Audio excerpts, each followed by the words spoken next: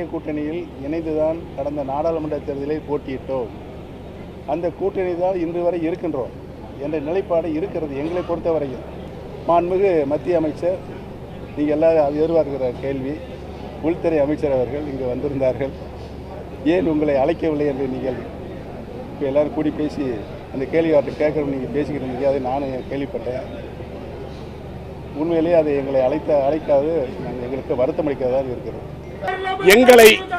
எங்களை இணைக்காமல் அதிமுக வெற்றி பெற முடியாது. இது பொதுமக்கள் கட்சிக்காரர்களுடைய எண்ணம்.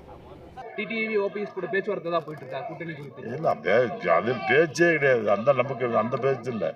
அனைத்து இந்திய அண்ணா திராவிட முன்னேற்ற கழகத்தின் தலைமையிலான வேறு வெற்றி கூட்டணி அமைஞ்சிருக்கு. இன்னும் பல கட்சிகள் அதில் சேரும். அந்த கூட்டணி நிச்சயமாக வெற்றிகரமான கூட்டணி அமையும். நல்ல நண்பர் நயனாரன் அவருடன் பேச்சுவார்த்தை நடத்துவேன்.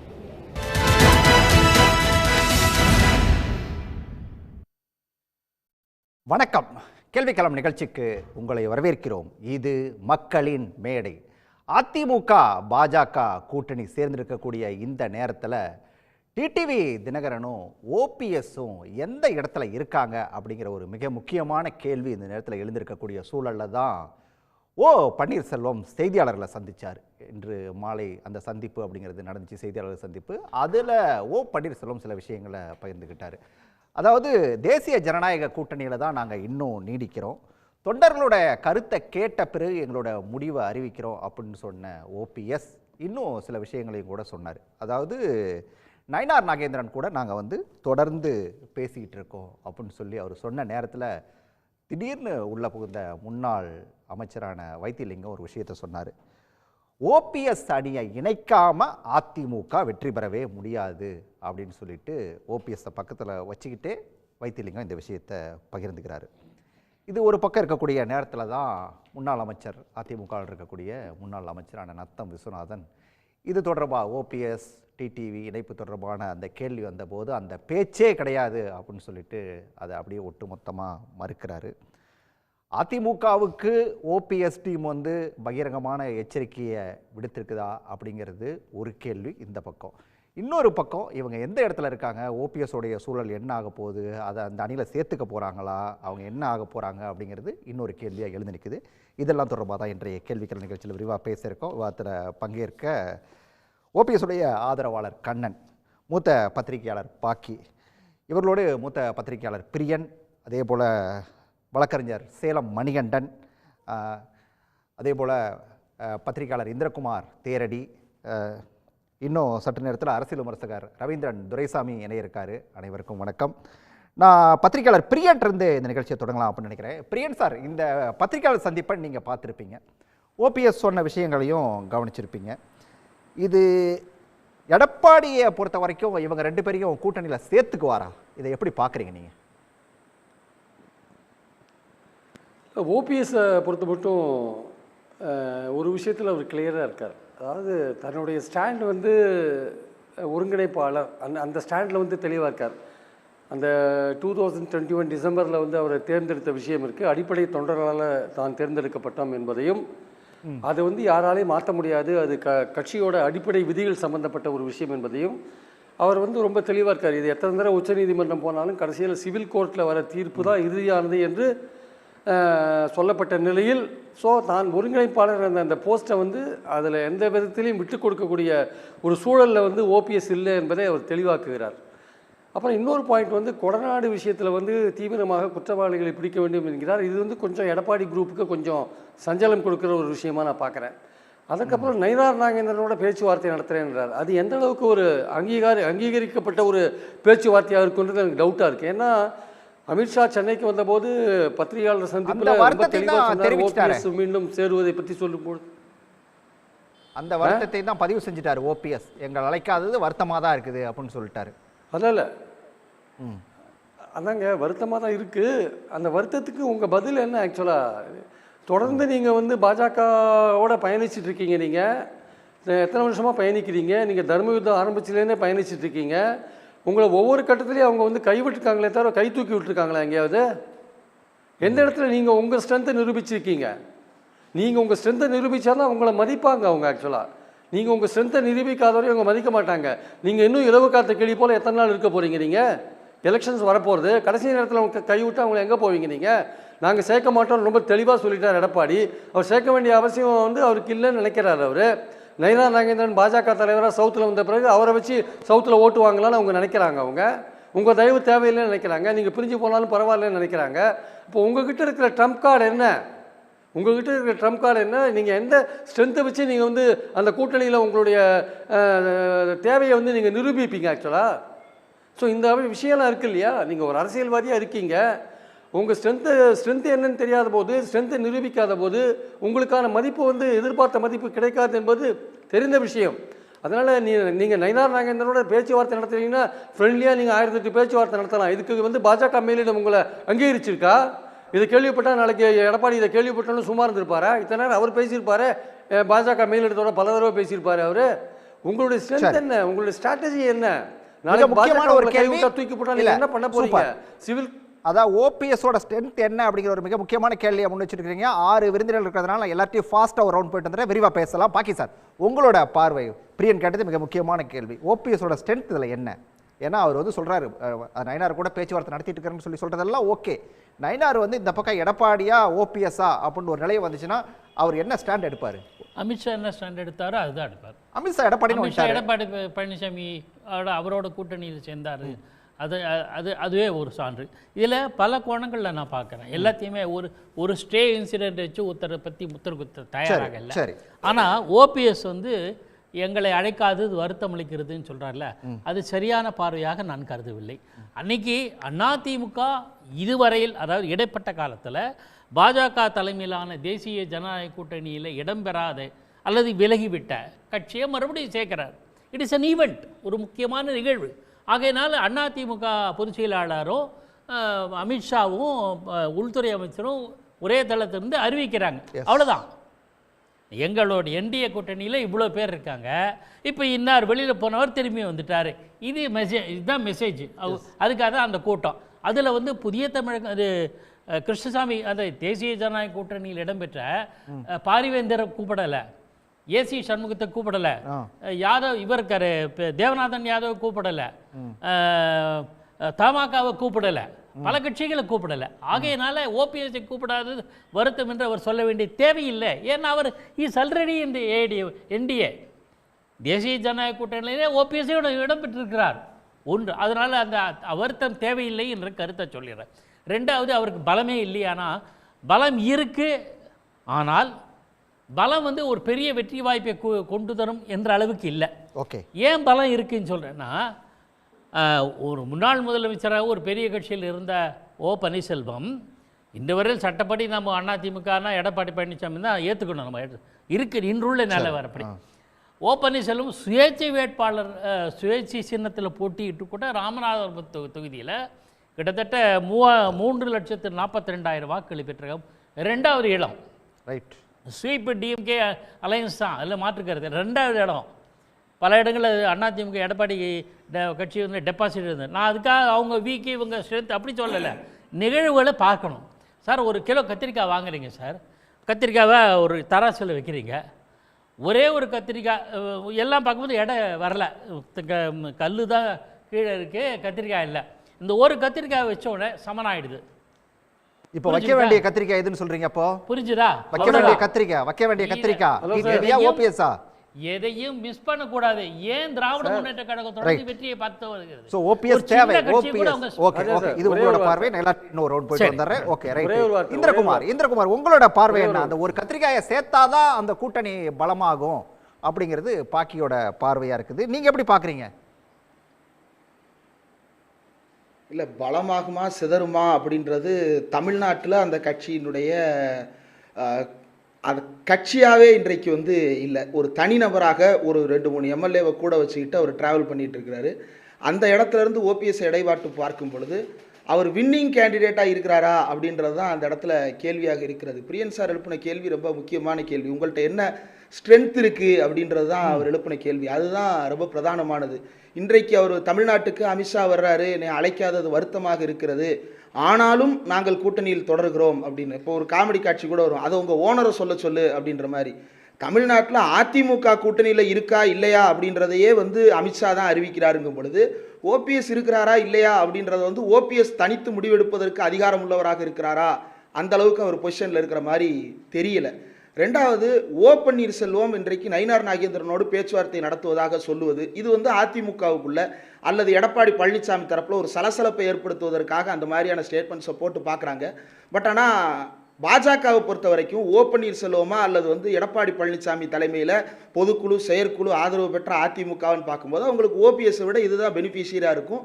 ஓபிஎஸ்ஸை பொறுத்தவரையில் ஓபிஎஸ் இருந்தார் அப்படின்னா தென் மாவட்டங்களில் வந்து இப்போ சார் வந்து கத்திரிக்காய் வந்து ரொம்ப அந்த ஒரு கத்திரிக்காய் ரொம்ப முக்கியமானது அப்படின்றாரு. அவர் வந்து தமிழ்நாட்டில் தென் தமிழகத்தில் குறிப்பாக முக்குளத்தோருடைய வாக்கு வங்கி வந்து ஓ பன்னீர்செல்வத்தை வச்சு கேப்சர் பண்ணலாம் அப்படின்ற இடத்துல இருந்து கணக்கு போடலாம். ஆனால் அந்த இடத்துல ஓ பன்னீர்செல்வத்தை விட நயினார் நாகேந்திரனே அவங்க வச்சிருக்காங்களே, சொந்தமாகவே அந்த வாக்குகளை அறுவடை செய்வதற்கு ஒருத்தரை வச்சிருக்கும் பொழுது அவங்க ஓ பன்னீர்செல்வத்தை திரும்ப வந்து கூட்டுக்கிறதுக்கான என்ன லாஜிக் இருக்குது அப்படின்றது புரியல.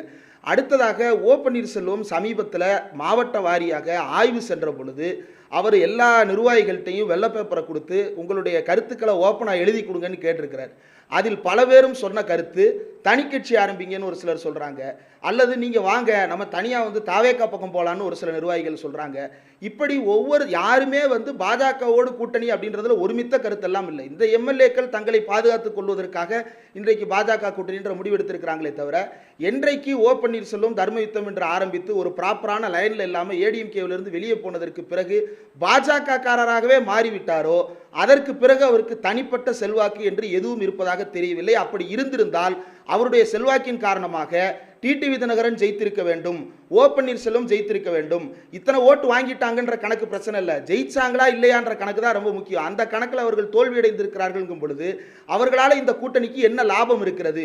அடுத்ததாக ஓ பன்னீர்செல்வத்தை உள்ள சேர்த்துக்கிறது அப்படின்றத பொறுத்த வரைக்கும் அதிமுகவில் இப்போ வரைக்கும் ஓ பன்னீர்செல்வத்தை சேர்த்துக் கொள்வதை பற்றி யாருமே ஒருமித்த குரலில் ஆமா சேர்த்துக்கலாம் அல்லது பரிசீலனை பண்ணலாம் அப்படின்ற ஒரு கருத்துக்கே வராத பொழுது அவர் சிங்கிள் அவுட் ஆகி இருக்கிறார். அது அவருடைய பெர்சனலான பிஹேவியர்ல இருந்து கூட இருக்கிறவங்களே வந்து காட்டி கொடுத்துட்டு கட்சியிலிருந்து நீக்கிட்டு உன்னைய நான் நீக்கிட்டேன்ப்பான்னு காரில் உட்கார வச்சுக்கிட்டே சொல்கிற அளவுக்கு தான் ஓ பன்னீர்செல்வம் இருக்கிறாரு. அப்படின்னா அவரை வச்சிருக்கிறதுனால அவர் கூட இருக்கிறவங்களுக்கே பலன் இல்லைங்கும் பொழுது பாஜகவுக்கு இதில் என்ன பலன் வரப்போகுது அப்படின்றது எனக்கு புரியல. அடுத்ததாக பாஜக தென் மாநிலங்களில் வலுவாக வருவதற்கு ஓபிஎஸ் இருந்தால் வரும் அப்படின்னு பலரும் எதிர்பார்க்குறாங்க. உண்மையிலே ஓபிஎஸ் பாஜகவோடு சேர்ந்து தென் மாவட்டங்களில் பிரச்சாரத்துக்குன்னு ஒன்று கிளம்பி போகிறாரு அப்படின்னா அது திமுகவுக்கு சாதகமாகத்தான் போய் முடியுமே தவிர பாஜக அதிமுக அல்லது ஓபிஎஸ்க்கு சாதகமாக என்றைக்கும் முடியாது. ஓ பன்னீர்செல்வம் அப்படின்ற அந்த நபரினுடைய அரசியல் அத்தியாயம் முழுவதுமாக ஒரு முடிவு பெற்ற ஒரு நிலையை அடைந்திருக்கிறது. சரி, வரேன். நான் ரமேஷ் சேதுராமன், உங்களோட பார்வையை கூட கேட்கணும். இவர் வந்து இந்திரகுமார் வந்து ஒரு விஷயத்தை கடந்து போனார், அப்படி அந்த விஜயை நோக்கி நகர்றாரா அப்படின்னு சொல்லிட்டு. அதில் வந்து விஜயை பற்றி ஒரு கேள்வி வந்தபோது ஓபிஎஸ் சொன்ன விஷயம் கூட தாவேகா தலைவர் விஜய் வந்து நல்ல இலக்கை நோக்கி பயணிச்சிட்டு இருக்காரு அப்படிங்கிற ஒரு விஷயத்தை ஓபிஎஸ் அங்கே பதிவு பண்ணார் அந்த ப்ரெஸ் மீட்டில். அப்போது இந்த நேரத்தில் வந்து ஒரு கேள்வி வருது, இங்கே வந்து பாஜக விட்டு இந்த பக்கம் அப்படியே பயணிக்க ஆரம்பிக்கிறாரா தாவேகாவை நோக்கி, பாஜக மேலே அதிருப்தியில் இருக்காரா ஓபிஎஸ், இப்படியெல்லாம் கேள்வி எழுதுதில்ல, இதுக்கு என்ன பதில்? இதுக்கு இல்லை, பாஜகவை பொறுத்த வரைக்கும் அவங்க கடந்த காலங்களில் என்ன முயற்சியில் ஈடுபட்டாங்கனாக்கா ஒருங்கிணைந்த அதிமுகவாக இருக்கணும். ஆனால் உள்ளுக்குள்ளே நாங்கள் தலையிட மாட்டோம், யார் தலைவராக இருக்கணும் யார் இருக்கக்கூடாதுங்கிறதெல்லாம் சொல்ல மாட்டோம். ஆனால் ஒரு ஒருங்கிணைந்த அதிமுகவாக இருந்தாங்க தான் உங்களுக்கு ஸ்ட்ரென்த்து. ஆனால் வந்து திரு எடப்பாடி அவர்கள் வந்து ரொம்ப தெளிவாக இருந்தார். அவர் என்ன ஒற்றை தலைமை இல்லை, அதைத்தான் சொல்கிறேன், அதைத்தான் நான் சொன்னேன்ல. நான் சொன்னது உள்கட்சி விவகாரத்தில் தலையிடலை அவங்க. ஆனால் என்னன்னா இந்த ஆட்சி நடைபெறும் போது இரட்டை தலைமைன்னு இருந்த பீரியடில் அதை வந்து ஒருங்கிணைந்து செயல்படுங்கன்னு அந்த சமயத்தையும் சொன்னாங்க. அதுக்கப்புறமும் எலெக்ஷன் சமயத்தில் இந்த சமயத்தில் தேவையில்லை, அதை வந்து ஒருங்கிணைந்து செயல்படுங்கன்னு சொன்னதுக்கான காரணம் என்னன்னா, நீங்கள் ஒரு வெற்றி வாய்ப்பையோ இல்லை வலுவான ஒரு எதிர்கட்சியாகவோ இருப்பதற்கான வாய்ப்பை நழுவ விடாதீர்கள் அப்படின்னு சொல்கிறது தான். அப்படி இருக்கும்போது அந்த நேரத்தில் இருந்தப்போ ஒற்றை தலைமையில் கீழ்த்த அந்த கட்சியை கொண்டு வருவதற்கான அனைத்து முயற்சிகளையும் திரு எடப்பாடி பழனிசாமி அவர்கள் செய்தார் அப்படிங்கிறத நம்ம பார்க்குறோம். இன்றைக்கி முழுக்க முழுக்க அவருடைய கட்சி வந்து அந்த கண்ட்ரோலில், அதிமுகங்கிறது அவருடைய கண்ட்ரோலில் இருக்குது அப்படிங்கிறதையும் நம்ம பார்க்குறோம். இதை தாண்டி நீங்கள் பார்க்கும்போது நம்ம கடந்த காலங்கள்லாம் வந்து அதிமுகவை பார்த்துருக்கோம், ஜானகி அணி, ஜெயலலிதா அணின்லாம் இருந்ததெல்லாம் போக திரும்ப வந்து ஒருங்கிணைந்த அதிமுகவாக திரும்ப மாறியது அப்படிங்கிறதெல்லாமும் நம்ம கடந்த காலங்களில் பார்த்துருக்கோம். அதே மாதிரியான ஒரு நிலைப்பாடு திரும்ப வந்து ஒரு ஸ்ட்ராங்கான ஒரு சைடு எமர்ஜ் ஆயிருக்கு அப்படின்னு பார்க்குறோம். இந்த நேரத்தில் நம்ம ஒரு முக்கியமான விஷயத்தை பார்க்கணும். இப்போது தேமுதிகவில் வந்து நம்ம ஐயா பண்ருட்டி ராமச்சந்திரன் அவர்கள் வந்து அங்கே போய் சேர்ந்தார் அப்படிங்கிறதெல்லாமும் நம்ம பார்க்குறோம். ஒருவேளை ஓபிஎஸ் வந்து அந்த மாதிரியான ஒரு டைரக்ஷனில் வந்து தாவேகாவை பார்த்து நோக்கி போவாரா, ஏன்னா அவர் ஒரு ஸ்டேட்மெண்ட் விட்டுருக்கிறதுனால அந்த மாதிரியான ஒரு ஸ்டேட்மெண்ட் விட்ட மாதிரி தெரியல. அது வந்து மேபி ஒரு சில கட்சியினர் சொல்லியிருக்காங்கன்னு வேணால் சொல்லலாமே ஒழிஞ்சு, ஆனால் அவருடைய ஐடென்டிட்டிங்கிறது அதிமுக தான் இன்னி வரைக்கும். நான் வந்து அம்மாவின் விசுவாசி அப்படின்னு எல்லாம் அவர் வந்து தொடர்ந்து சொல்லி கொண்டிருக்கிறாருன்னு இருந்தால் கூட, அதிமுகவில் எடப்பாடி பழனிசாமி அவர்கள் அவருடைய இது என்னென்னா தான் கூட்டணியை ஸ்ட்ராங்காக உருவாக்கணும். அந்த கூட்டணியில் தேசிய அளவில் வந்து நம்ம என்டிஏ கூட்டணின்னு சொன்னோன்னா அது பாஜகவின் கீழே, தமிழகத்தை பொறுத்தவரை அது அதிமுகவின் கீழே அப்படிங்கிறதுல ஒரு தெளிவான நிலைப்பாட்டில் இருக்காரு. அதை பாஜகவும் ஆதரவை தெரிவித்துள்ளது, அதை வந்து வழிமொழிந்துள்ளார்கள் அப்படிங்கிறதெல்லாம் நம்ம பார்க்குறோம். இப்படி இருக்கும்போது நீங்கள் சொல்கிற மாதிரி இங்கே தமிழகத்தில் என்னவோ ஜாதியெல்லாம் வந்து சுத்தமாக வந்து ஒழிச்சிட்டோங்கிற மாதிரியான தெருமுனைகளில் இருக்கக்கூடிய ஜாதி பெயர்களை எல்லாம் எடுத்துவிட்டோம், தெருக்களுடைய பெயர்களில் இருக்கக்கூடிய ஜாதி பெயர்களை எடுத்துருக்கலாம். ஆனால் இன்றைக்கும் எலெக்ஷன் அப்படின்னு நம்ம சொன்னோம்னா அது ஜாதியை வைத்து மட்டும்தான் பெருவாரியாக இங்கே நடைபெறுகிறது, அதை வைத்து தான் சீட்டு கொடுக்கப்படுகிறது. இந்த மாதிரி எல்லா விஷயங்களையும் பார்க்குறோம்.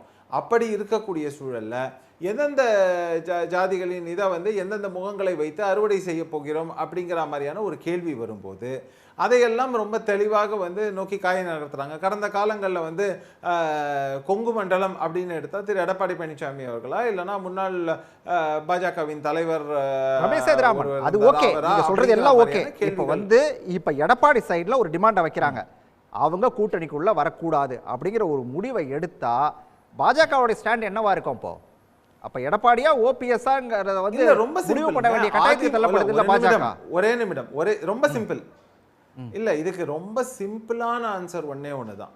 தமிழகத்தில் சட்டசபை தேர்தல் என்பது அதிமுகவின் கூட்டணியின் தலைமையில், அதிமுக தலைமையில் அந்த கூட்டணி செயல்படுகிறது.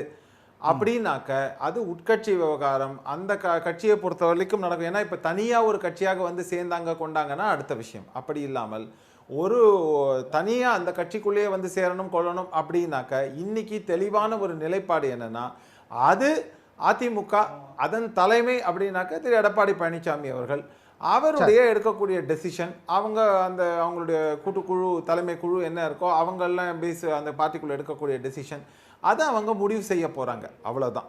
நீங்க தனியா இன்னொரு கட்சியாக வருகிறது, அதுக்கு வேணா ஒரு தனியா சப்போர்ட் வந்து வேணா பாஜக சொல்லலாம், ஆனா அது வேண்டாம் அப்படின்னு இவங்க நினைக்கிறாங்கன்னா நீங்க ஒண்ணும் பண்ண முடியாது. ரைட், தொடர்ந்து பேசலாம்.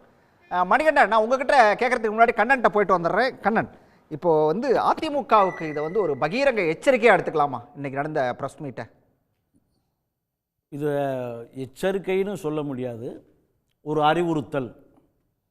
அதிமுக ஒன்றாக இருந்து தான் 2021 சட்டமன்ற தேர்தலில் ஒன்றாக இருந்து இதே பாஜக கூட்டணியில் தோல்வி அடையுது. அப்போ ஒன்றான கட்சிக்கே ஒரு தோல்வி ஏற்படும் போது இப்போ ஆல்ரெடி பிரிஞ்சாச்சு. பிரிஞ்சதுக்கப்புறம் நான் வெற்றி பெற்றுருவேன் அப்படின்னு சொல்லுவதற்கு உண்டான எந்த முகாந்திரமும் ப்ரீ ஹிஸ்ட்ரியும் பழனிசாமிகிட்ட இல்லை. அவர் எந்த தேர்தல்லையும் தன்னை ப்ரூவ் பண்ணலை. அதிமுகவை ஒரு வலுவான கட்சியை ஜெயிக்க வைக்கவே இல்லை. அப்போ இப்போ பிரிஞ்சு இப்போ தினகரன் அவர்கிட்ட இருக்கிற வாக்கு வங்கி, ஐயா ஓபிஎஸ்ட் இருக்கிற வாக்கு வங்கி இந்த பாராளுமன்ற தேர்தலில் எப்படி பிரதிபலிச்சிச்சு? 32-33% இருந்த அதிமுகவின் வாக்கு வங்கி 20% குறைஞ்சிருச்சு. இப்போ திமுக வந்து 36% அதிகமாக இருக்குது, கூட்டணியோடு சேர்ந்து 45% மேலே இருக்குது. இப்போ இந்த திமுக கூட்டணி எப்படி வீழ்த்துறது? தேர்தல் களம்ங்கிறது ஒரு ஆளுங்கட்சியை வீழ்த்தி எதிர்கட்சியாக இருக்கிறவங்க ஆட்சிக்கு வரணுங்கிறதுக்கு. ஆனால் நீங்கள் தோல்வியான கட்சியெல்லாம் துவண்டு போய் இருக்கிற நேரத்தில் ஒன்று சேர்ந்து கட்சியவும் பலப்படுத்தாமல், தங்களுக்கான கிரெடிபிலிட்டியும் பலப்படுத்தாமல், தலைவனுக்கான இமேஜையும் ஏற்படுத்தாமல் நீங்கள் தோல்வியவா மறுபடியும் கொண்டாட போகிறீங்க? இப்போ பழனிசாமி வந்து தோல்வியின் பிம்பம் அப்படின்னு மக்கள் முத்திரை குத்திட்டாங்க. சரி, அந்த பிம்பத்தோட ஏன் போய் சேரணும்னு நீங்க துடிக்கிறீங்க? அப்போ இல்லை, நல்லா புரிஞ்சுக்கணும். எந்த இடத்துலையும் ஐயா ஓபிஎஸ் வந்து பழனிசாமிகிட்ட போய் சேரணும்னு சொல்லவே இல்லை. சரி, அந்த கூட்டணிக்குள்ள சொல்றது என்னன்னா, அந்த கூட்டணிக்குள்ள அதிமுக பலப்படணும், அதிமுக மீண்டும் பலமான இயக்கமா இருக்கணும், அந்த இயக்கத்தோட பாஜகவும் பிற கட்சிகளும் சேரணும்னு சொல்றது அவருடைய கருத்து. சரி, அதுதான் மக்கள் மத்தியில் ஏற்றுக்கொள்ளப்படும், தொண்டர்கள் விரும்புகிறான். ஆனால் இப்போ எப்படி இருக்கு, அதிமுக பிளந்திருக்கு. இப்போ இந்த சூழ்நிலையில் பழனிசாமி தோக்கத்தான் போறாருன்னு எல்லாரும் முத்திரை குத்தியாச்சு. யாருக்கும் சொல்லாமல் இப்போ பாக்கி சார் சொன்னார் எல்லா பேரும் வரல, அதனால ஓபிஎஸும் வரலன்னு சொல்லிட்டு. அது வந்து வெறும் ஐயா ஓபிஎஸ்க்கு மட்டுமான வருத்தம் இல்லை. ஒரு கூட்டணி எப்படி அமைச்சிருக்கணும், எல்லா கட்சியும் கூப்பிட்டு கலந்து பேசி அதுக்கப்புறம் யார் கூட்டணிக்கான யார் அதை பண்ணியிருக்கணும்? பாஜக தான் பண்ணியிருக்கணும். கூப்பிடல, உங்களை தான் விட்டாச்சு இல்லை. அதனால தான் எங்களுடைய வருத்தத்தை தெரிவிச்சுக்கிறோம். இந்த வருத்தமாகவே இருக்க போகிறதா, வெறுப்பா மாறப்போகிறதா, அப்படிங்கிறது யார் கையில் இருக்கு? அப்படிங்கிறது பாஜக கையில் இருக்கு. பாஜக கூட்டணிக்கு தலைமை ஏற்றிருக்கிறது அதிமுக. பழனிசாமியை நம்பி அதிமுகவோ பழனிசாமியை நம்பி பாஜகவோ சார், நீங்க என்ன சொன்னாலும் அவங்க கையில தான் பொறுப்பை ஒப்படைச்சிருக்காரு அமித்ஷா. இவரோட தலைமையில, எடப்பாடியோட தலைமையில எங்க கூட்டணி அப்படிங்கறத சொல்லிருக்காங்க. யார் சொன்னது? யாரு கூட்டணிக்கான தலைமைன்னு யார் சொன்னது? கூட்டணிக்கான தலைமை அவங்க தானே சார் சொல்லிட்டு போயிருக்காங்க. பழனிசாமி ஏதாவது பேசினாரா? அப்ப கூட்டணி தலைமைங்கிறது முடிவு பண்றதும், கூட்டணிக்கான தலைமை இல்லைன்னு முடிவு பண்றதும், பாஜக வச்சு குமுறதும், திருப்பி வெளியே தூக்கி போடுறதும், அப்போ அதிமுகங்கிறது எடுப்பார் கைப்புள்ள மாதிரி ஆயிடுச்சு. சரி, அதிமுகனுடைய தன்னுடைய தலைமைத்துவத்தை இழந்து ரொம்ப தரந்தாழ்ந்து போயிருச்சு. இதுக்கான ஏற்பாட்டுக்கெல்லாம் காரணகர்த்தா யாரு? அதிமுகனுடைய இமேஜ் டேமேஜ் ஆனதுக்கு காரணகர்த்தா யாரு? அப்படி ஒரு இயக்கம். அப்ப யதார்த்தம் இல்ல நீங்க ஒரு விஷயத்தை தமிழகத்தினுடைய யதார்த்தம் சேர்த்துக்கணும், அப்படி இல்ல அப்படின்னு சொல்லி சேர்த்துக்கணும்னு இல்ல. அதிமுக ஒன்று இணையாம பாஜக அல்ல, பாஜக கூட பரமசிவனே வந்தாலும் தமிழ்நாட்டில் ஜெயிக்க முடியாது. ரைட். அமித்ஷா இல்ல, அமித்ஷா கூட ஆண்டவரே வந்தாலும் சரி பழனிசாமி முகத்தை காட்டி நீங்க ஓட்டு வாங்கி தமிழ்நாட்டில் வெற்றி பெறவே முடியாது. திமுகவின் வெற்றியை பழனிசாமியை முன்னிலைப்படுத்தி உறுதி செய்கிறீங்க. ரைட். மணிகண்டன் கேட்கணும். மணிகண்டன், இங்க வந்து எங்களை சேர்க்காம அதிமுக வந்து தமிழ்நாட்டில் ஜெயிக்க முடியாது அப்படிங்கிறது தான் ஓபிஎஸ் உடைய ப்ரெஸ் மீட்டில் வைத்திலிங்கம் சொன்ன விஷயம். இப்போது கண்ணனும் கிட்டத்தட்ட அதே விஷயத்தை தான் சொல்கிறாரு. ஆனால் அதிமுகவை பொறுத்த வரைக்கும் ஓபிஎஸ்ஸை சேர்த்துக்க கூடாது அப்படிங்கிறதுல கிட்டத்தட்ட ஒரு உறுதியான நிலைப்பாட்டில் இருக்கிறது தான் நத்த விஸ்வநாதரோட பேச்சு கூட காட்டுது. என்ன சொல்கிறீங்க மணிகண்டன் இதுக்கு? சன் நியூஸ் நேயர்களுக்கு வணக்கம். எப்பா கண்ணா, உன்னை பார்த்து ரொம்ப நாள் ஆச்சு. தில்லானா மோகனாம்பால்ல வர டிஎஸ் பாலையா மாதிரி சும்மா தகன்னு தனிப்பட்ட தாக்குதல் வேண்டாம். நான் வந்த உடனே கண்ணன்ட்டி சொல்றேன், உங்ககிட்ட சொல்றேன், தனிப்பட்ட முறையில் எந்த தாக்குதலும் வேண்டாம். நேரா மேட்டருக்கு வரலாம். கண்ணன் சும்மா நான் நண்பர் தாங்க, ஒன்றும் சண்டையெல்லாம் போட்டுக்க மாட்டோம். இதுல என்னன்னா ஒன்னே ஒன்று சொல்லிடுற ராஜா, இந்த ராமாயண போர்க்களத்தில் பார்த்தீங்கன்னா படையிலேருந்து வேலிலேருந்து ஆளிலேருந்து தன்னந்தனியான மனுஷனா நின்ன ராவணனை பார்த்து ராமபிரான் சொன்னாராம், இன்று போய் நாளை வா, நீ நிராயுதபாணி, நான் உன்னை அடிக்க மாட்டேன் அப்படின்னு சொன்னாராம். அந்த மாதிரி நான் உன்னை தொடவே மாட்டேன். இந்த நேரத்தில் உன்னை வந்து 1.5 கோடி தொண்டர்கள் அங்கே பின்னாடி இருக்கிறாங்கன்னு சொன்னீங்களாப்பா, தனியாக போய் நின்று பலத்து காட்டுங்க அப்படின்லாம் வெந்த புண்ணில் வேலெல்லாம் பாய்ச்ச மாட்டேன். விஷயத்துக்கு வர்றேங்க. இதில் என்ன அப்படின்னா, திரு மரியாதைக்குரிய பன்னீர்செல்வம் அவர்கள் பலத்தை நிரூபிக்கணும் அப்படின்னு சொல்லி பத்திரிகையாளர் பேசினார். அவர் என்னங்க இப்போ நிரூபிக்கவா மாட்டார். 4-5 இடத்துல கூட்டம் போட்டு பார்த்தாரு, ஆள் வரல. இல்லை இனிமேல் 100 கிலோ வெயிட் லிஃப்ட் அடிச்சு என் பலத்தை பாருங்கன்னு அவர் காட்ட முடியுங்க. அது இல்ல சார், அவர் தான் தொண்டர்களுடைய கருத்தை கேட்ட பிறகு என்னோட முடிவை அறிவிக்கிறேன் இன்னைக்கு தெளிவா சொல்றாரு சார். பக்கத்திலே 3 பேர் இருக்கிறாங்க, அவங்க தான் சார் கண்ணனோட சேர்த்து 4 பேர். இதுக்கு எங்கே சார் அவர் ரவுண்ட்லாம் போகணும்? 3 பேர் 5 பேர் இருந்தாங்க, அதில் 2 பேர் போயிட்டாங்க, 3 பேர் தான் இருக்கிறாங்க. அதுக்கு கூட நான் வரலைங்க. சம்பந்தம் பேசுகிறாங்கன்னா மாப்பிள்ளை வீட்டாரும் பொண்ணு வீட்டாரும் உட்காந்து கலந்து சம்பந்தம் பேசுவாங்க. சமையல்காரருக்கும் ரேடியோ செட்டு மைக் செட்டுக்காரருக்கும் சேர் போகிற வரையுமா அப்போ கூப்பிடுவாங்க. அப்போ தேவை வர்றப்ப உங்களை கூப்பிடுவாங்க. மரியாதைக்குரிய பாக்கி கத்திரிக்காய் உங்களுக்கு முன்னாடி என்ன பிரச்சனை அந்த கத்திரிக்காய் மணிகண்டன் குறுக்கிடுற ஒரு சின்ன குறுக்கீடு தான். ராமநாடு தொகுதியில் உங்களுக்கு முன்னாடி அந்த கூட்டணியில் நின்று போட்டியிட்டவர் அவரு. நான் மறுக்கவே இல்லைங்க.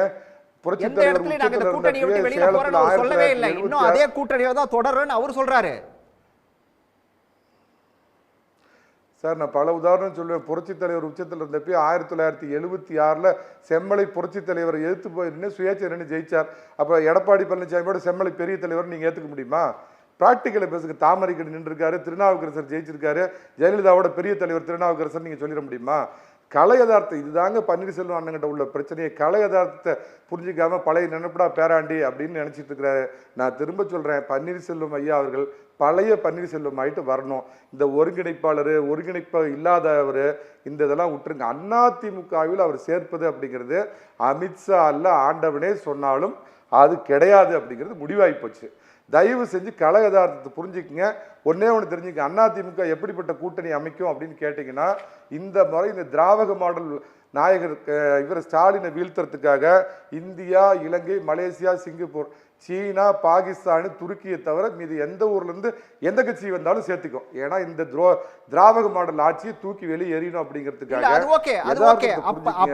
கூட எவ்வளவு திமுக ஆட்சியை வீழ்த்துறதுக்கு எந்த கட்சியை வேணாலும் சேர்த்துக்க தயாரா இருக்கக்கூடிய எடப்பாடி பழனிசாமி ஓபிஎஸ்சி சேர்த்துக்குவாரா, டிடிவியை சேர்த்துக்குவாராங்கிறதா கேள்வி.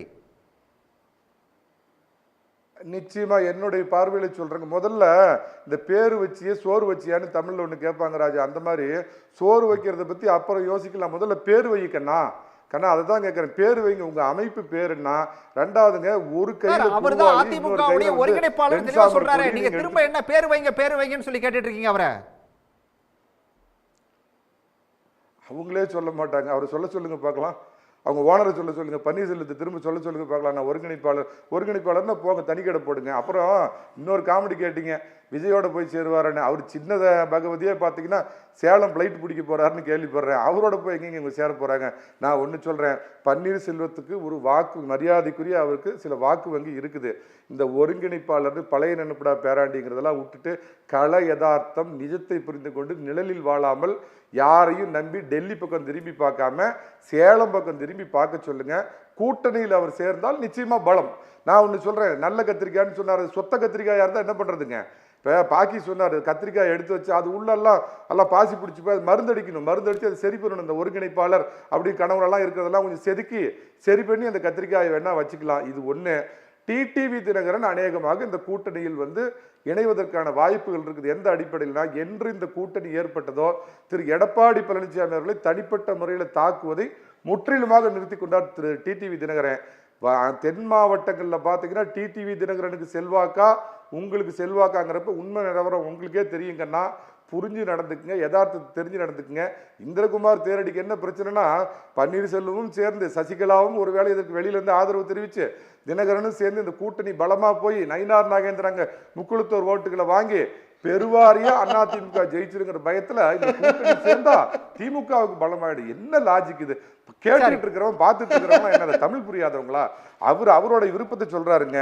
நயினார் ஜெனரல் மேனேஜர் தமிழகத்தை பொறுத்த மட்டும் அரசியல் புரியாதவங்களா நீங்க இருக்கும்போது மற்றவங்க தமிழ் புரியாதவங்க சொல்றாங்க. மணிகண்டன் ஒரே ஒரு குறுக்கீடு. ஐயா இருங்கய்யா, நீங்க பேசுறப்ப குறுக்க பேசுறேன்னா இந்திரகுமார் ஒரே ஒரு விஷயம் கூட குறிக்கிட்டாரா? ஒரே ஒரு செகண்ட் குறிக்கிட்டாரா? நீங்க என்னைய கூப்பிட்டு பேசுனதுனால நான் குறிக்கிட வேண்டியது இருக்கிறது. டிடிவி, சசிகலா, தினகரன் இவங்கெல்லாம் சேர்த்து பலம் பெற்று விட்டால் என்ன செய்வதுன்னு நான் பதறதா சொன்னீங்க. அந்த பதற்றம் என்னையை விட எடப்பாடி பழனிசாமிக்கும் நயினார் நாகேந்திரனுக்கும் தான் அதிகமாக இருக்கிறதா தெரியுது.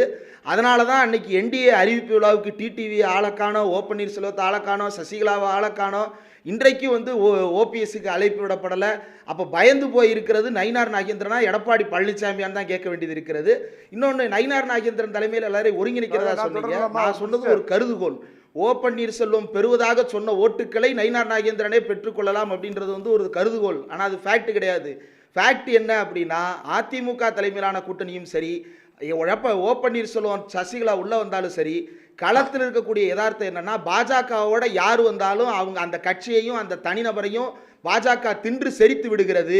அவர்களை நம்பி பிரயோஜனம் இல்லை என்று மக்கள் பாஜகவை தொடர்ந்து புழுதி வாரி தூற்றி கொண்டிருக்கிறார்கள். அந்த புழுதிய தலையில அப்பிக்கிட்டு ஓட்டு போடுன்னு அதிமுக கேக்குது. அந்த புழுதிய தலையில அப்பிக்கிறேன்னு இன்னைக்கு ஓபிஎஸ் கேட்டுக்கிட்டு இருக்கிறாரு. ரைட், இந்திரகுமார் அவர் முடிச்சிட்டோம், மணிகண்டன் முடிச்சிட்டோம். தமிழகத்தை பொறுத்தவரை தேசிய ஜனநாயக கூட்டணியை வழிநடத்துவது பழனிசாமி, அதிமுக இங்க பாஜக ஜூனியர் பார்ட்னர். இந்த பாஜக பயம், இந்த பாஜக படம், ஆக்டோபஸ் மென்னு தின்னுபிடும், அழிச்சு தின்னுபிடும், கொன்னு தின்னுபிடும், இந்த கதையெல்லாம் 2024 காட்டுங்க, 2029 காட்டுங்க. இது நடக்கிறது வந்து திராவிட மாடல் ஸ்டாலினா, 7.5 இல்லாத 4.5 ஆண்டு நல்லாட்சி கொடுத்த பழனிசாமியா அப்படிங்கிறதுக்கான தேர்தல். இங்க ஆக்டோபஸ் இல்ல, கொன்னு தின்னுபிடும். அதிமுகவுக்கும் திராவிடத்துக்கும் சம்பந்தம் இல்லைன்றீங்களா? என்ன பேசுற ராஜா, என்ன பேச அளவு பண்ணி சொல்லுங்க. என்ன பேச அவருக்கு எனக்கு 1 to 1 இல்ல. சரி சரி என்ன சம்பந்தம் இல்லன்றீங்க. நன்றி சொன்னேன். வேற ஒண்ணும் இல்ல. போட்டுட்டு அதிமுகவிற்கு எதிராக வழக்கு போட்டுட்டு, கட்சி சின்னத்துக்கு எதிராக வழக்கு போட்டுட்டு, பொதுச் செயலாளர் எடப்பாடி பழனிசாமிக்கு எதிராக வழக்கு போட்டுட்டு, ஒரு கையில நீங்க வந்து வாள் ஏந்திக்கிட்டு இன்னொரு கையில ஒன்னு சேர்ந்தா பலப்படுவோம். நீங்க இப்ப வழக்கு போட்டுட்டு எல்லாத்தையும் கேசி ஜனநாயக ஏதாவது ஒரு பக்கமா சொல்லுங்க சார். சார் என்ன பேச அளவு பண்ணி சொல்லுங்க சார். அவர் அந்த திமுக உடன்பிறப்ப கொஞ்சம் அமைதியா இருக்கு சொல்லுங்க. சரி, நீங்க முடிக்கணும். நீங்க ஆர்எஸ்எஸ் காரர் தானே. அதாவது தமிழ்நாட்டுல திராவிடத்துக்கு சார்பா யார் பேசினாலும் உங்களுக்கு அப்படிதான் தெரியும்.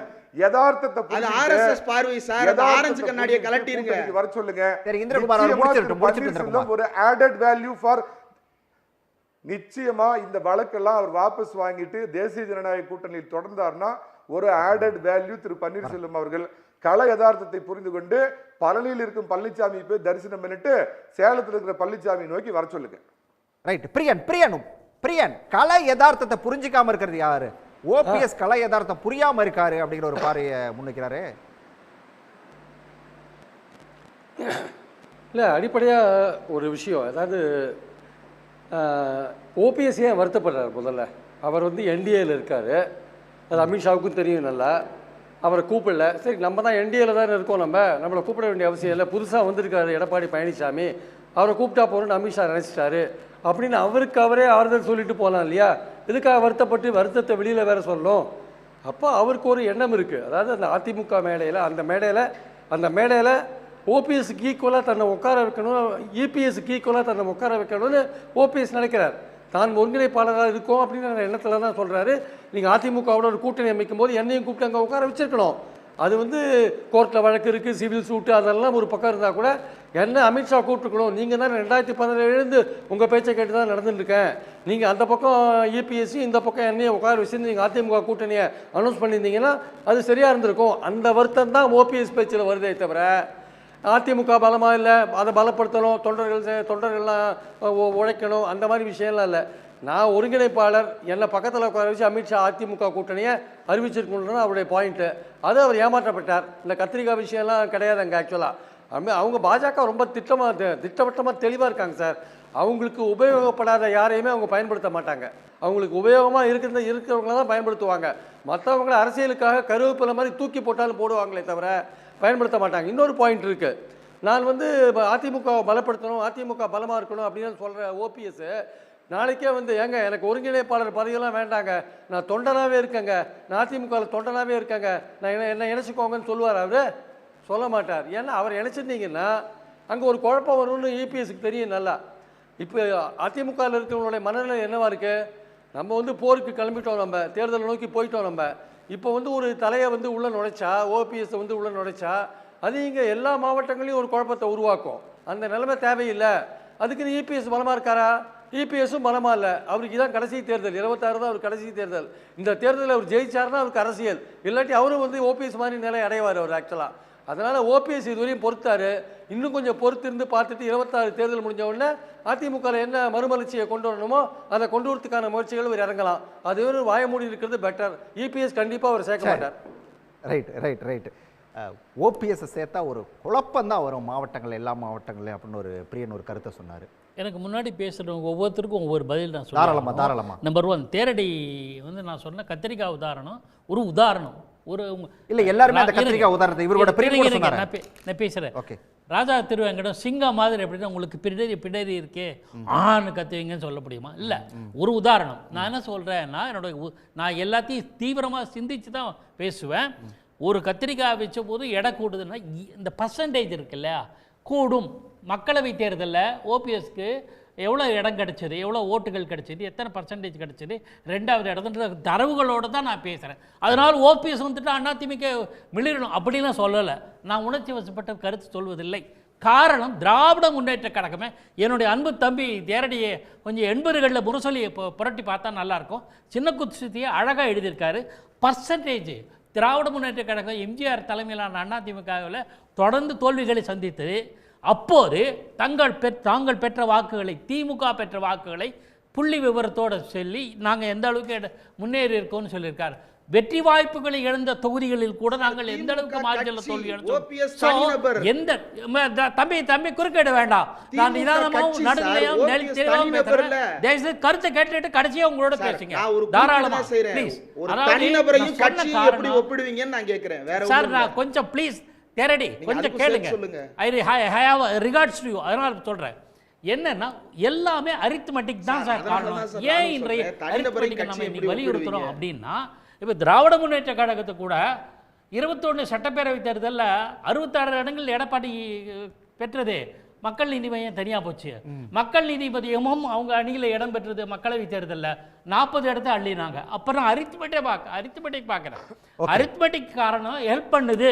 நான் என்ன சொல்கிறேன், திராவிட முன்னேற்ற கழகம் வலிமையான கட்சி. நான் பாராட்டுகிற முதலமைச்சருடைய பல விஷயங்களை பாராட்டுறேன். தனியாக நிற்பாரா திமுக? நிற்காது. தவறு கிடையாது, அது தப்பு ரைட்டுன்னு சொல்லலை. என்னுடைய பார்வையில் அரித்மெட்டிக் ஒரு சின்ன விஷயத்தை கூட மிஸ் பண்ணாமல் இன்றைக்கி 2026 தேர்தல் அப்படி எப்படி செயல்பட போகிறாங்க, பணியாற்ற போகிறாங்கன்னு தெரியும் உங்களுக்கு. நான் என்ன சொல்கிறேன், ஏன் இந்த நிலைமை அப்படின்னா, நமக்கு எம்ஜிஆர் மாதிரி, கலைஞர் கருணாநிதி மாதிரி, ஜெயலலிதா மாதிரி ஒரு ஆளுமை மிக்க சக்தி தலைவர்கள் எந்த கட்சியிலும் இல்லை. அது அதிமுகவிலும் சரி. புரட்சி தமிழர் இருக்கார்ல, அவரால் ஒரு ஜெயலலிதா மாதிரியோ எம்ஜிஆர் மாதிரியோ இல்லை. ஏன்னா அவங்களாம் எப்படி பிராட்டப்னு எனக்கு தெரியும். நான் சொன்னேன், அது தனிப்பட்ட விமர்சனமாகும். எனக்கு அது நோக்கம் இல்லை. தங்களுடைய ஆளுமையை யாரும் வளர்த்து கொள்ளாததுனால உங்களால் அரித்மெட்டிக் எண்ணிக்கைகளை நம்பி சார்ந்துதான் கூட்டணிகளை சார்ந்துதான் இருக்கு. குறிக்கிறார் சார். அதாவது ஜெயலலிதா கருணாநிதி எம்ஜிஆர் பற்றி பேசுறதுல ஒன்றும் பிரயோஜனம் கிடையாது. கடந்த 3 தேர்தலாக ஸ்டாலின் அவர்கள் வெற்றியை காட்டிக் கொண்டிருக்கிறார். அதுதான் இது காரணம். இன்னொரு எம்ஜிஆர் உருவாக்குங்க, இன்னொரு தலைவர் தமிழ்நாட்டு அரசியல் இருக்காங்க சொல்லுங்க சார். நீங்க பழைய கதையை பேசிட்டு இருக்கலாம், அர்த்தம் கிடையாது. இன்னைக்கு என்ன சார், நான் சொல்றதே வேற. இன்னொரு கருணாநிதி உருவாக்குங்க, இன்னொரு ஜெயலலிதா உருவாக்குங்க, 3 தேர்தல்ல வெற்றி பார்த்த தலைவர் இருக்காங்க. அத சொல்லுங்க நீங்க, அத சொல்லுங்க நீங்க. ஸ்டாலினுக்கு ஈக்குவலான தலைவர். திமுகவுக்கு பல டிஸ்அட்வான்டேஜ் இருக்கு, பல விஷயங்கள் வந்து அகைன்ஸ்டா இருக்கு. ஆனால் தலைவர் என்ற முறையில் ஸ்டாலினுக்கு ஈக்குவலான தலைவர் எதிர்வரிசையில் இருக்காங்களா சொல்லுங்க நீங்க. முதல்ல 3 தேர்தலை வெற்றி பெற்றிருக்காரு, அந்த கூட்டணியை கட்டமைச்சிட்டு கொண்டு போயிட்டு இருக்காரு. ஒரு தலைவர் சொல்லுங்க சார், ஸ்டாலினுக்கு ஈக்குவலான ஒரு தலைவர் சொல்லுங்க. பாக்கி சார் பதில் சொல்றாரு. எம்ஜிஆர் ஜெயலலிதா கம்பேர் பண்ணி பழைய கதை அது. இன்னைக்கு தேதிக்கு வாங்க. 80 தேர்தல்லாம் சொல்லி சார் இல்ல சார் பாக்கி குறிப்பிட்டது வந்து ஒண்ணு சேர்ந்தாதான் 2 ஆகும். ஒரு பிளஸ் ஆட் ஆகுது. அதனால அவங்களுக்கு அது பிளஸ் தான் அப்படிங்கறத அவர் சொல்ல வராரு, வேற ஒண்ணும் இல்ல. சரி, நான் அது I don't want to drag on it. அந்த இமேஜ் இருக்குன்னு நீங்க மறக்க முடியாது. ஒரே ஒரு கருத்து எம்ஜிஆர் மாதிரி இல்ல, ஜெயலலிதா மாதிரி இல்லனா இன்னைக்கு இருக்கிற தலைவர்கள் யாருன்னு பாருங்க. சரி, நான் போல சார், நான் கடந்து போறேன் சார். நான் சொல்லியாச்சு, விளக்கம் சொல்லியாச்சு, திரும்ப போல. நான் என்ன சொல்றேன், நான் கூட்டணி விஷயத்துல ஏன் அறிவிக்கல, ஓபிஎஸ் மற்ற கட்சிகளை சேர்த்து வச்சு அமித்ஷா அறிவிக்கலையே அப்படின்றது ஒரு காரணமா சொல்றாங்க. நானே கேட்குறேன், தேர்தலாக வந்துருச்சு. தேர்தல் 26 வருது. 26 வரும்போது அமித்ஷாவோ ஜேபி நட்டாவோ நரேந்திர மோடியோ எடப்பாடி பழனிசாமி ஓபிஎஸ் டிடிவி மேடையில் இருந்தா அப்ப கூட்டணின்னு அர்த்தம். இப்போ தொலைஞ்சு போச்சு. ஒரு ஆட்டுக்குட்டியில தொலைஞ்சு போன ஆட்டை தேடி வர்ற மாதிரி கூட்டணியிலிருந்து விலகி போன எடப்பாடியை கூப்பிட்டு வச்சிருக்காங்க. அதான் புரிஞ்சுக்கணும் நம்ம. Right, okay. ஆட்டுக்குட்டி காணாம போய் தொலைஞ்சு போனதை கூப்பிட்டு வச்சு ஓகே, பிரிந்து போனதை சேர்த்து வச்சிருக்காங்க அப்படின்னு சொல்றாரு இந்திரகுமார். இல்ல, அவர் ஆட்டுக்குட்டி காணாம போனதுன்னு எந்த ஆடை சொல்றாருன்றது எனக்கு தெரியல.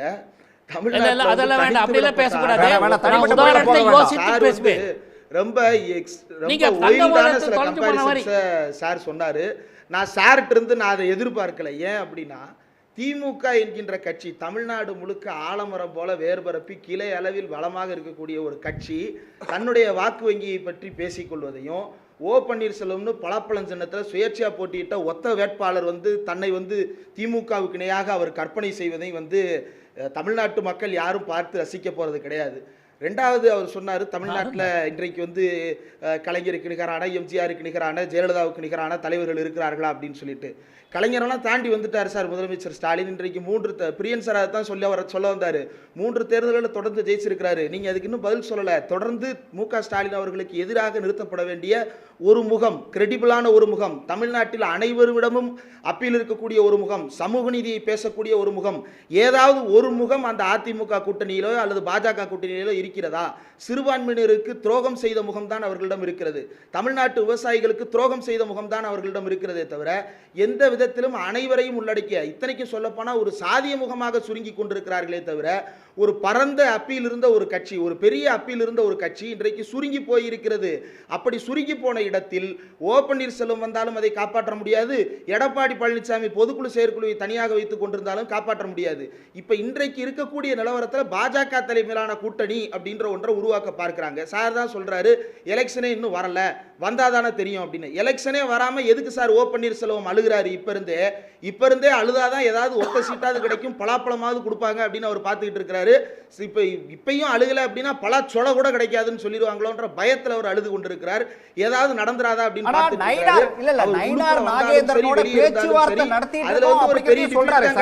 கடந்து போயிட முடியாது. அதான் அதை அவங்க ஓனர் சொல்லணும். நயினார் நாகேந்திரன் சொல்லட்டும். நயினார் நாகேந்திரன் உண்மையிலேயே ஓ பன்னீர்செல்வத்தோடு பேச்சுவார்த்தை நடத்தி கொண்டிருப்பது உண்மை என்றால் நாளைக்கு நயினார் நாகேந்திரன் வந்து பிரஸ் மீட்டு கொடுத்து, ஆமாம் எங்கள் அண்ணன் பன்னீர்செல்வத்தோட நான் பேசிக்கிட்டு இருக்கிறேன், இப்போ என்ன தப்பு அப்படின்னு அவர் கேட்கணும். அப்படி சொல்லலை அப்படின்னா ஓ பன்னீர்செல்வத்துடைய கிளைம் பொய்யாகுது. மேலும் பாஜக வந்து தமிழ்நாட்டில் ஓ பன்னீர்செல்வத்தை இன்னும் ரொம்ப கேவலப்படுத்தக்கூடிய ஒரு நிலையாக அது மாறும். அப்போ அதை தன்னைத்தானே தன் தலைக்கு வாங்கி போட்டுக்கிறார் ஓ பன்னீர்செல்வம். பாஜக அதை வேடிக்கை பார்த்து கொண்டிருக்கிறது. பாஜகவை நம்பி போனால் இதுதான் நிலவரம். இன்றைக்கு ஓ பன்னீர்செல்வத்துக்கு நடப்பது நாளைக்கு செங்கோட்டையனுக்கு நடக்கும், நாளை கழிச்சு எடப்பாடி பழனிசாமிக்கு நடக்கும். இதை புரிஞ்சுக்கணுன்றதுக்காக தான் தமிழ்நாட்டில் திராவிட இயக்க ஆதரவாக பேசிக் கொண்டிருக்கக்கூடிய அத்தனை பேரும் அதிமுகவுக்கு தொடர்ந்து வலியுறுத்தலை கொடுத்துட்டு இருக்கிறாங்க. அது புரியாம அதிமுக தொடர்ந்து பாஜக துணையோடு என்று அரசியல் ரீதியாக ஒரு சூசைடல் அட்டெம்ப்ட் தமிழ்நாட்டில் தொடர்ந்து பண்ணிட்டு இருக்கிறாங்க. அவங்களுக்கு மேற்கு மண்டலத்தில் சில வாக்குகள் கிடைக்குது அப்படின்றத மட்டும் அவங்க ஃபோக்கஸ் பண்ணி பார்க்குறாங்க.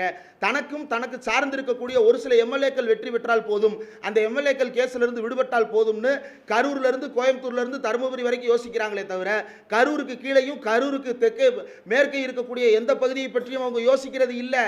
அப்படி யோசிக்காம தமிழ்நாட்டில் அதிமுக என்று கிளை அளவில் அதிகமாக வேறுபரப்பி இருந்த ஒரு கட்சியை இன்றைக்கு ஊற போட்டு வச்சிருக்காங்க. அந்த ஊற போட்டு வச்சிருக்கக்கூடிய கட்சியை எப்படியாவது அரைச்சு மாவெடுத்து தோசை ஊத்திடலான்னு பாஜக காத்துக்கிட்டு இருக்கு. அந்த அப்பந்திருட வந்த குரங்குகளுக்கு இவர்களே மாவை தூக்கி கையில் கொடுத்திருக்கிறார்கள். ரைட் கண்ணன், அதாவது நயினார் கூட பேச்சுவார்த்தை நடத்திக்கிட்டு இருக்கோம் அப்படின்னு சொல்லி ஓபிஎஸ் பத்திரிகையாளர் சந்திப்பில் சொன்னார். ஆனால் நயினார் அந்த விஷயத்தை எதுவும் உறுதிப்படுத்தவும் இல்லை. எல்லாரும் அதை தான் திரும்ப கேட்குறாங்க. என்ன பேச்சுவார்த்தை நடத்துகிறாரு? ஒத்துக்கிட்டாங்களா கூட்டணிக்கு? அதாவது கூட்டணியில் தான் இருக்கீங்களா? நயினார் கூட கூட்டணி பேச்சுவார்த்தை நடத்துகிறோம்னு அவர் சொல்லலை.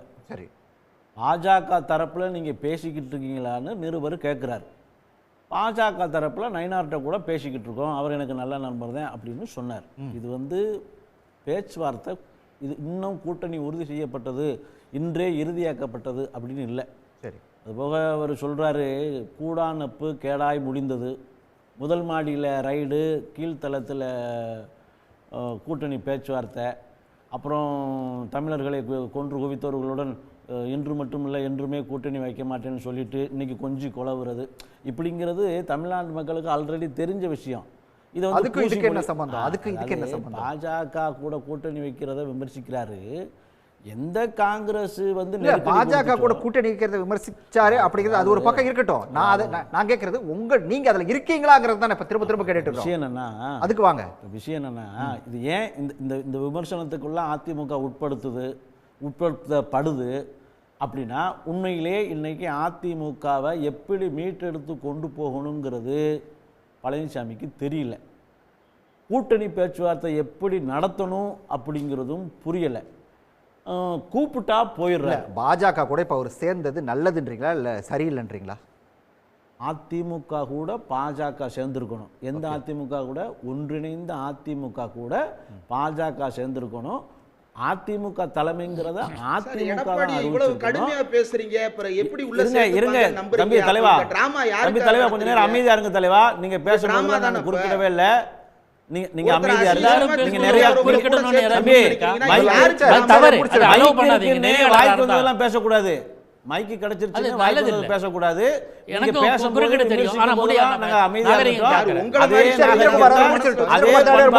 அமைதியா இருந்து கேட்கணும்னு கேட்டுக்கிறேன் நான். அதாவது பாஜகங்கிறது பை பெர்த்தில் பை பான்ல தமிழகத்துக்கு இன்னும் ஏற்றுக்கொள்ளப்படாத கட்சி என்பதில் மாற்று கருத்தே கிடையாது. ஆனாலும் நீங்கள் ஏன் கூட்டணி வைக்க விரும்புகிறீங்க அப்படின்னு கேட்குறீங்க. வேறு வழி இல்லை. மத்தியில் அவங்க ஆளுங்கட்சி, காங்கிரஸ் கூட திமுக இருக்குது. அதே சமயத்தில் திமுகவும் காங்கிரஸும் செஞ்ச கெடுதலை விட பாஜக அதிமுக கெடுதல். ஒரு செகண்ட், நீங்க சொன்ன உங்க வார்த்தையில இருந்து ஆரம்பிக்கிறேன். தமிழ்நாட்டுல பாஜக இன்னும் ஏற்றுக்கொள்ளப்படாத ஒரு கட்சி அப்படிங்கறத வந்து ஓபிஎஸ் எங்கேயும் சொல்ல, கண்ணன் சொல்றீங்க. இத வந்து நானும் சொல்லல, மக்கள் சொல்றாங்கன்னு சொல்றேன். சரி, தமிழகத்தினுடைய மக்கள் வந்து நானும் அது என்னுடைய சொந்த கருத்து இல்ல. அப்புறம் தமிழக மக்கள் வந்து எப்படி இருந்துச்சுன்னா, எப்படி காங்கிரஸ் வந்து இந்த 2009 விரோதமா தமிழர்களை கொண்டு குவிக்கும் போது தமிழர்களை கொண்டு குவிக்கும் போது காங்கிரஸ் எப்படி தவிர்க்கப்பட வேண்டிய கட்சி, துடைத்து எறியப்பட வேண்டிய கட்சின்னு கருதப்பட்டுச்சோ, அதே நிலையில பாஜகவும் இன்னைக்கு தமிழக மக்களால் பார்க்கப்படுது.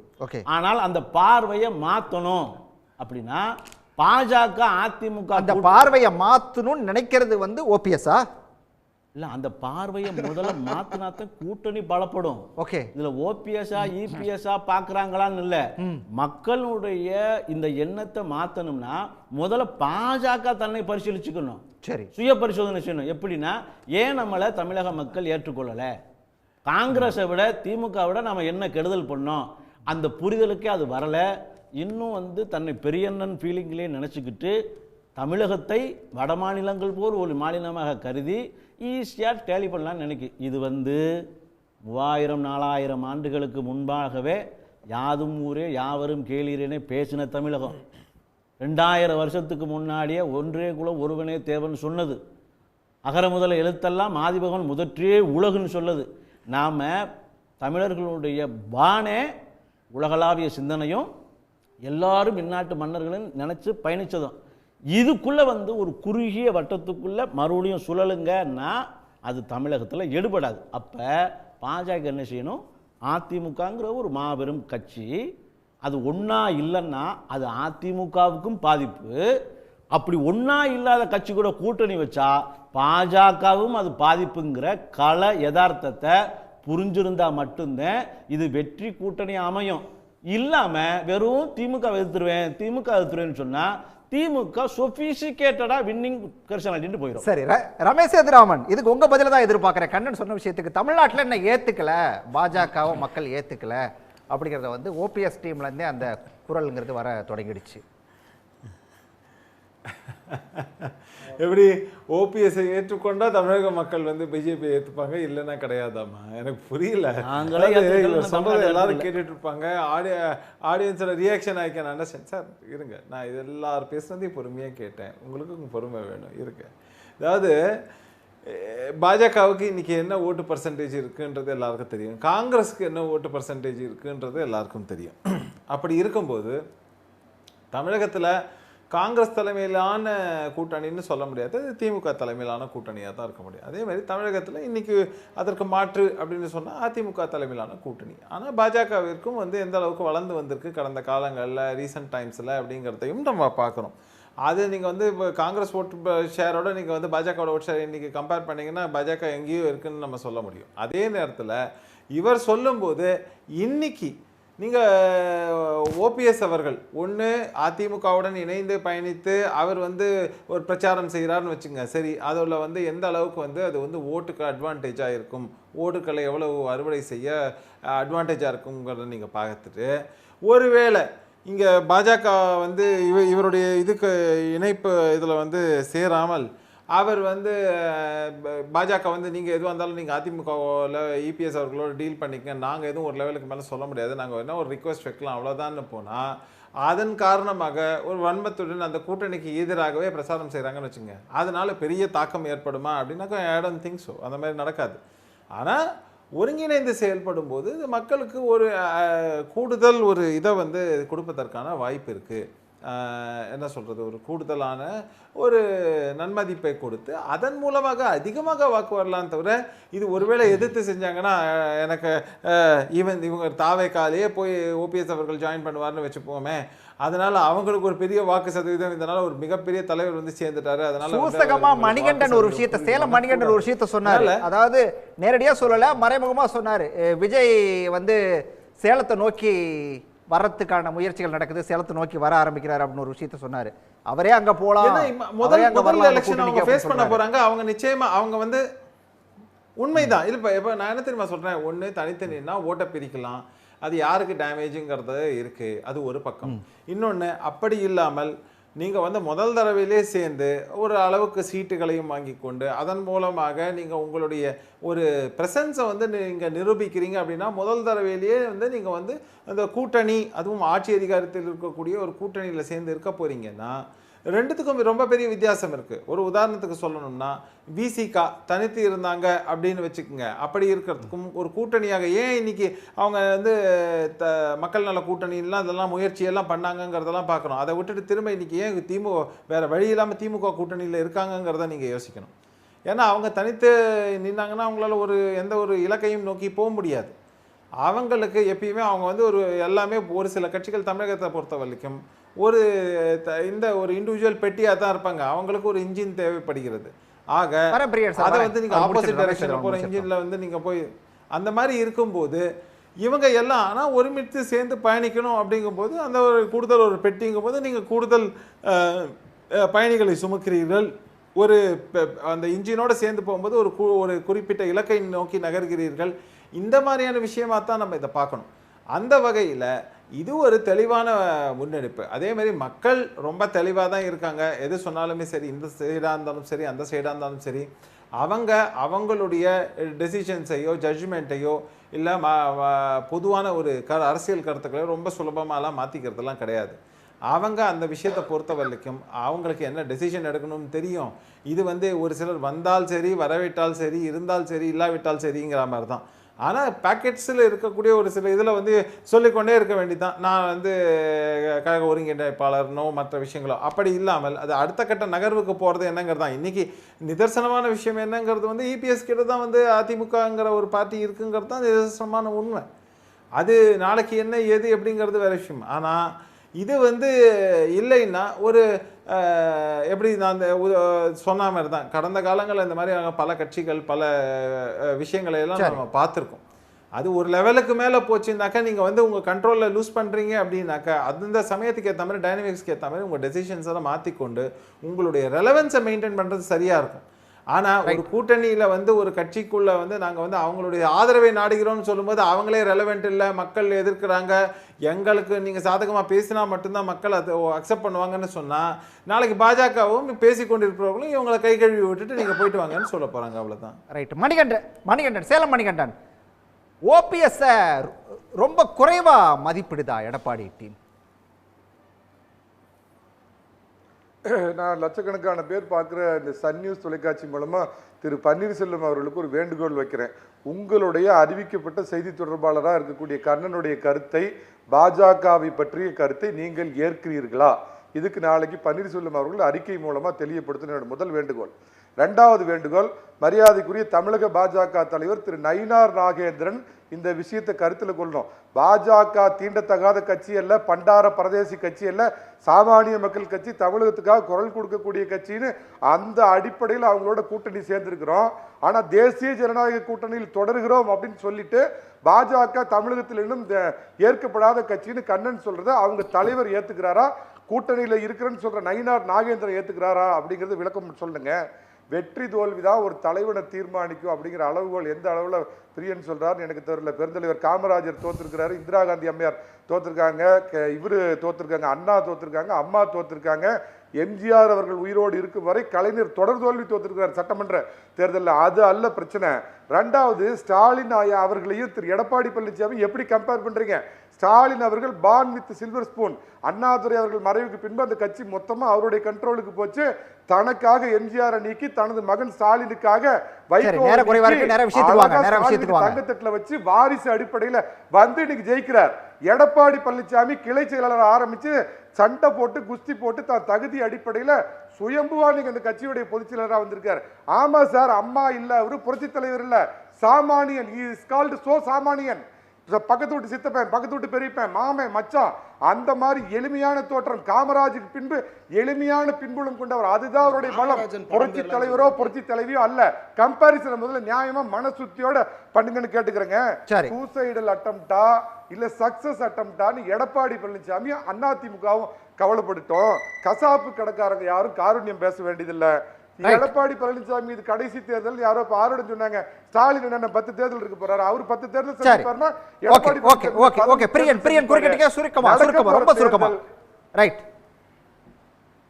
சார், எந்த கட்டத்திலையும் தாவேகா வந்து பாஜகவோட கூட்டு சேராது, பாஜக இருக்கிற அணியில போகாதுன்றத இன்னைக்கு நான் சொல்றேன், எழுதி வச்சுக்கோங்க.